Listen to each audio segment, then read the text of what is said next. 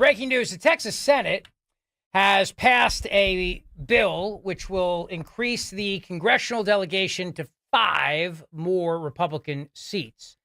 Democrats in Texas had a hissy fit in the Senate, and now we just have to wait till the Democrats or the House gets back in session so that they can actually vote on it in the House. But of course, those Democrats all ran away like freaking children, and so we don't know when they're going to be back.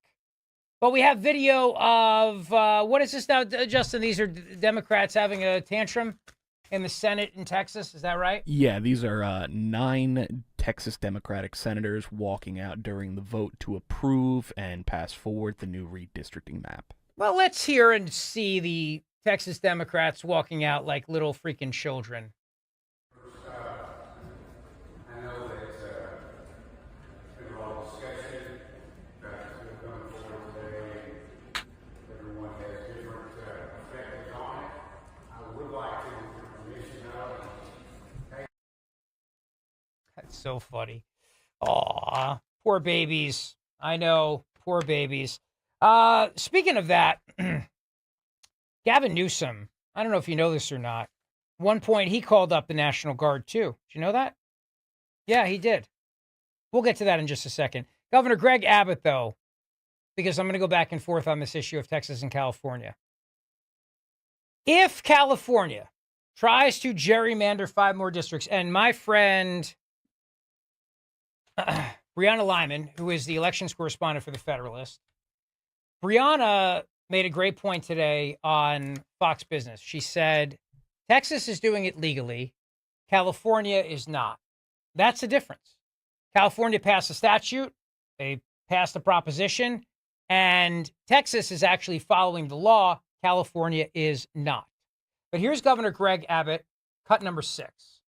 Well, let me ask you just this final question, sir, as a bigger picture item, which is, what's unusual about this is that you're attempting to do it in 2025 as opposed to waiting till the end of the decade, as normally is when the redistricting takes place. You've explained the Supreme Court decision that led you to do this. But what's going on, obviously, is not happening in Texas, is not happening in a vacuum. We have Democrats in California and New York and other states saying, well, if Governor Abbott does this in Texas, we're going to add 5 Democratic seats. Are you not worried at all about a redistricting, gerrymandering arms race going on? And theoretically, is it not just better for voters to be picking their politicians instead of politicians to be picking their voters through gerrymandering? Well, to be clear, listen, all those big blue states, they've already gerrymandered. Look at the map of Illinois. Look at the map of California, New York, and Massachusetts, and so many other blue states. They gerrymandered a long time ago. They got nothing left with regard to what they can do. And know this, if California tries to gerrymander 5 more districts, listen, Texas has the ability to eliminate 10 Democrats in our state. We can play that game more than they can because they have fewer Republican districts in their states. Let's play the game, baby. Let it roll. Let it roll. Let's do this. Governor Gavin Newsom at one point did call up the National Guard in his state of California. Did you know that? Did you know that? Probably not. It was one of those kind of clips that resurfaced. There's a bunch of things that are resurfacing today. How about this? Cut 18, January 14th, 2021, a week before Biden's inauguration.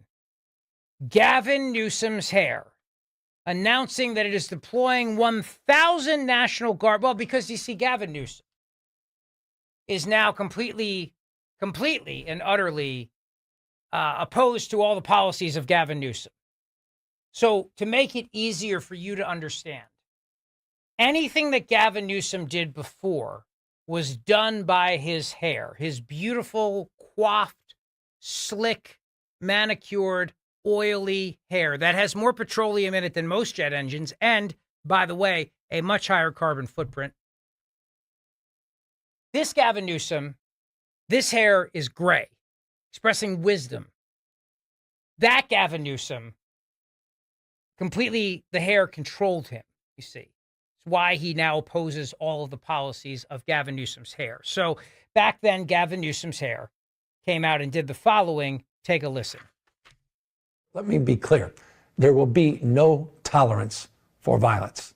That's why today, along with the CHP and Office of Emergency Services, I've activated the California National Guard to support the CHP to enhance security with an initial deployment of up to 1,000 Guard members to protect critical state infrastructure in and around the state capitol. Also today, we're standing up temporary security perimeter around the Capitol. We'll, of course, share additional information and additional measures that we're taking in the coming days. But let me be clear. What we witnessed in our nation's capital was an undemocratic and unconscionable assault on our republic and the freedoms upon which our nation was founded. California will take every necessary measure to protect public safety and our democratic principles and to ensure that those disgraceful actions are not repeated here. Wow. Tough words from Gavin Newsom's hair back then in 2021. Tough words indeed. And I don't know where all this goes with the redistricting battle between Texas and California and New York. All I know is that these Democrats need to get back to Texas at some point. But, you know, a lot of people have been very outspoken about Jasmine Crockett and how awful she is to work for. One of the worst people to work for. Let's cue up cut 25. She responded to reported claims from her own staff that she is a boss from hell, and now saying that people are hating on her because, you know, racism and sexism. Cut 25. Are you a no-show boss from hell who terrorizes staffers?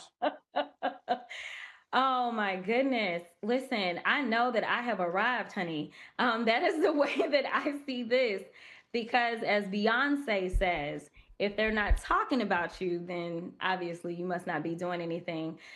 You know what? This is just more slander, more nonsense, more lies. And honestly, I don't think that the New York Post would probably be the first ones to be able to figure out if I was a boss from hell. You and I were joking before we got on camera about all of the scrutiny that comes with being not only woman, but being young and being a Black woman. Yeah, there's a lot of scrutiny that comes my way, and it comes my way from all different angles. But when people start talking about you, that's when you know that you are obviously getting under their skin. So I am not going to give up. There's a song that I like to quote every once in a while. It says, "Your hate is my motivation." So keep hating. All it does is motivate me to continue to do what I do, which is to be loud and proud on behalf of the American people. Matt DeSantis, are you motivated by my hatred for you, out of curiosity? I don't. It doesn't motivate me. It just beats me down. By the way, that New York Post article is phenomenal, but my favorite part was when they describe how staffers have to rent Cadillac Escalades to pick her up in because she refuses to drive in their cars. She's a boss lady, man. You can't show up in a regular old car. Do you want me to pick you up in an Escalade for Friday's broadcast? Damn right. Better be an Escalade. You know, when Fox sends a car like they did this morning, if it's not an Escalade, I tell the guy to go back to New York and come back with a different car. That's what I do. That's awesome. And he's like, well, it's going to take me 3 hours and then 2 hours to get back here. You're going to miss your hit. I'm like, I don't care. I will only go in a Cadillac Escalade. There are a lot of similarities between you and Jasmine Crockett, actually, because the other complaint was that she works from home. Well, see? Says the guy who's where now? Well, I'm working from home also. Okay. I'm in Just checking. Scottsdale, but yeah. Scottsdale, Arizona. Yeah. This is my one day in the office. This is my one day here. I hated every second of getting here, being here. Right, Justin? It's torture. I hate the 1 hour drive every Awful. single day. Awful. If it were up to me, Justin could be remote, but apparently to do whatever the hell it is that he does, he has to push buttons. And somebody's got to be here to be the Yeah. button monkey, and sadly, that's me. You're a button pusher like the mafia. You push buttons. That's when they kill people. But in your case, you kill it on the radio. See? Thank you. Boom. That's what we do. Listen, I'm a Black boss lady too. Inside. On the inside. That's how I identify. All right? That's how I identify, on the inside. Don't challenge me on that. Don't you dare. Because I will call you a racist and a sexist if you come after me. What else did it say in that article about her? Well, I was going to say, normally, like, whenever these sort of gossipy pieces are released, I mean, they're fun to read, but I just dismiss the information that's included. But remember she cut in front of a handicapped person to get on a commercial flight? Yes. Yeah, so I kind of think that maybe there's some truth to her being a bit of a pain in the butt. She's very important. Just ask her and she'll tell you, Matt. She'll tell you. Let me ask you a question. If I'm a racist person, do I want to bring the crime down in a predominantly black city? Yes or no? I would think not. You would think not, right? Yes. Okay. That's what I would think too. But MSNBC sees it the other way, that you're racist for wanting to bring down the crime rate in a predominantly black city like Washington, D.C. Okay? This is MSNBC host Eugene Daniels speaking with Mayor Muriel Bowser, who does at least concede that she needs some help. Good for her. Cut 12. One of the things that we have seen over and over from the president, from his team, Stephen Miller saying it's like Baghdad in Ethiopia. They seem to hold their harshest criticism sometimes for cities that are majority black and brown. Do you see that, and what do you think that means? I think that I have been dealing kind of with this issue for a number of years. It's kind of easy fodder on the campaign trail.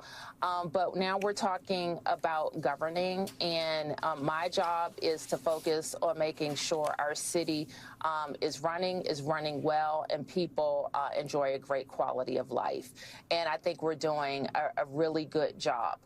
We do need the federal government's help, as I mentioned, because they have an outsized influence on our criminal justice system.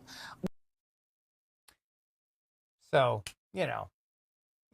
you're racist. First thing you want to do is bring down the crime in black neighborhoods. I think the Klan was started for that very purpose. I could be wrong. I don't know. I mean, when you look at the history of the KKK, Matt, was it to bring down crime in predominantly black neighborhoods? I suspect that is not what their founding mission was. I have not seen Mississippi Burning in a long time. But if I remember the movie, the Klan was out there to bring down crime in predominantly black neighborhoods in the South. I don't think that's right. Gene Hackman, Willem Dafoe. How do you say it? Willem, right? Yeah, Willem. Yeah. Willem. Man, he's a good actor, isn't he? Gene Hackman's dead, but he was great. But Willem is still around. He's fantastic. He's good in everything. He's one of those guys who's just good in every movie. He's never done a bad movie. Has he? I'm sure I could think of something. He does have a weird Michelob Ultra commercial. Have you seen that with Catherine O'Hara? I have not. The mom from during the Super Bowl. I remember that. Yeah. I thought it was cool. I liked it. What was the commercial about? I don't remember. They were running pickleball, tennis and stuff. It was pickleball. Like they were kind of like pool sharking pickleball and playing people for Michelob Ultras. Okay. Well, a guy made a cool, $5 million for that, probably. You know what I mean? Oh, I'm sure he made a fortune. I remember one year Brad Pitt appeared in a Super Bowl commercial, and it only aired one time. It was like 15 seconds, and he made something like $10 million for it. Wow. I mean, in the old days, they'd say you'd sell out, but that's not selling out. That's just smart business right there.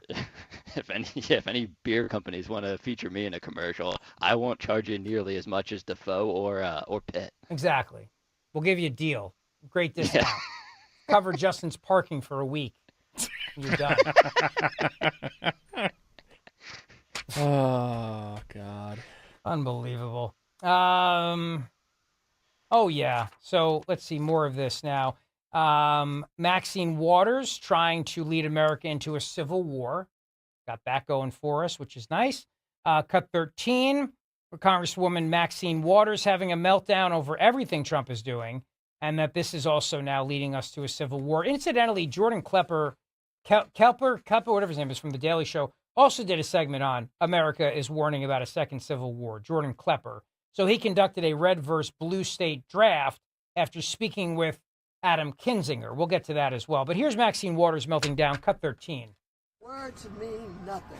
Actions mean everything. Watch this. Watch it very closely. Ask a lot of questions. Focus those cameras on everything that's going on, because this president is trying to lead us into what could be called a civil war. What could be called a civil war. This will shock you, but Road Warrior did not like Willem Dafoe's portrayal of Tom Clancy's character, Mr. Clark. It didn't fit the character. I know we're all shocked. Road Warrior is taking the side of the contrarian. I know. I'm just as shocked as you are. But he doesn't like his portrayal in the Tom Clancy movies as Mr. Clark. Okay? So there you go. Can I just note something about that Maxine Waters clip? It was my favorite part of the entire thing. She's complaining about Trump's increased police presence in D.C., saying that, violent crime basically isn't out of control, as there are a bunch of police sirens just blaring in the background. Yeah, that's a great observation. Yeah, it's a great observation, actually. Let's go back and play that, because I got distracted by Road Warrior's dumb comment about Willem Dafoe. It's like he's got to find something to be the contrarian. But the restraining order does take effect on Friday at 3 p.m., correct? You check with the judge? What? Maxine, the restraining order to keep him away from May. It takes effect Friday at 3? I think he's supposed to be there, isn't he? Oh, God. Here's Maxine Waters again, cut 13. Take a listen. Words mean nothing. Actions mean everything. Watch this. Watch it very closely. Ask a lot of questions. Focus those cameras on everything that's going on, because this president is trying to lead us into what could be called a civil war. Yeah.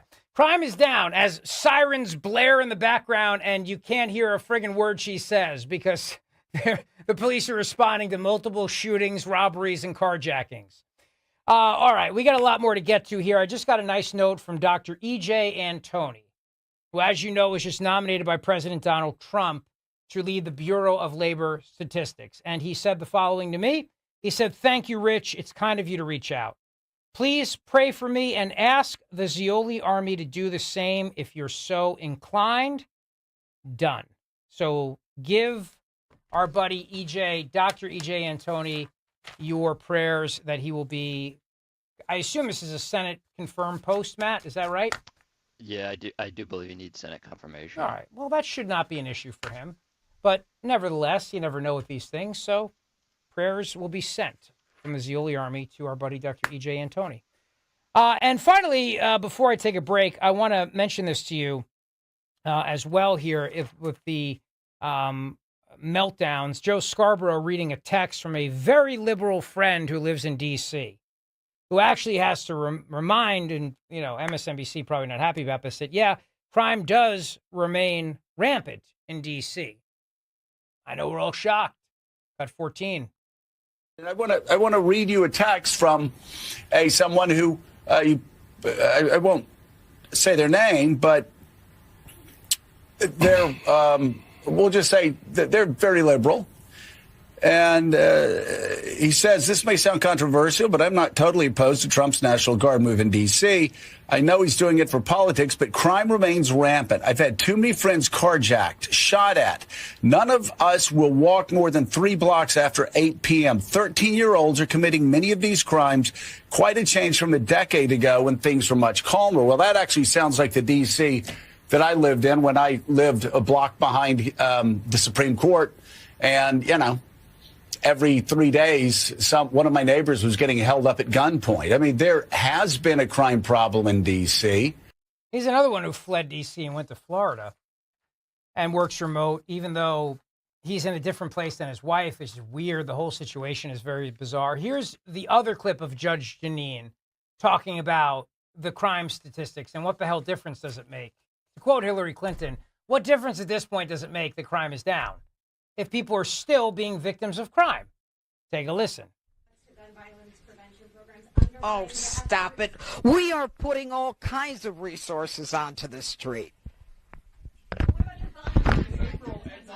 Thank you, guys. Thanks. Martin issued a press release hailing the drop in crime rates at the end of April. What changed?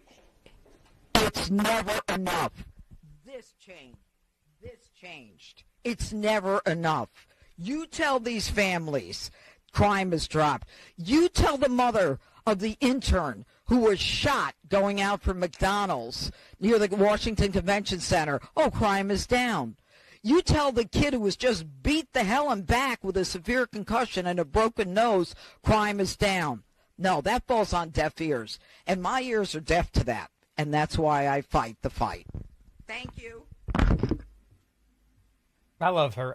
She's the best person for this job. I'm telling you, because she's a hoot to listen to. She really is. And when she's done, she's done. She goes, that's it. We're done. It's over. We're done. She just walks out. It's great.